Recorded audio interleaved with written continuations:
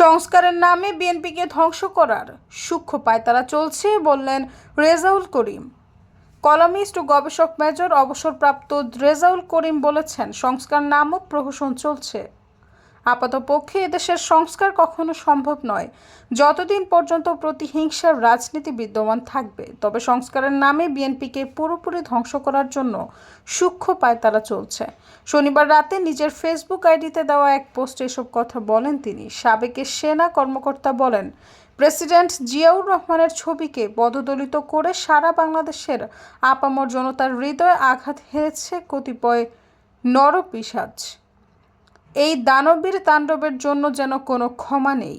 আওয়ামী লীগের আমলেও এই নারকীয় কার্যকলাপ হয়নি। তিনি বলেন, বিএনপির সিনিয়র পর্যায়ের নেতারা বিগত আওয়ামী লীগ সরকারের আমলে তাদের ব্যবসায়িক বৃহৎ স্বার্থে নিজেদের পুরোপুরি বিকিয়ে দিয়েছিলেন, গড্ডালিকা স্রোতে গা ভাসিয়েছিলেন। তাই এখন তারা পুরোপুরি আন্দোলনের সক্রিয় ভূমিকা পালন করতে পারছেন না। এমনকি এনসিপি, শিবির তথা বৈষম্য বিরোধী আন্দোলনে অংশ নেওয়া কতিপয় তরুণ ছাত্র নেতাদের কৌশলের সঙ্গে পেরে উঠতে তাদের রীতিমতো হিমশিম খেতে হচ্ছে।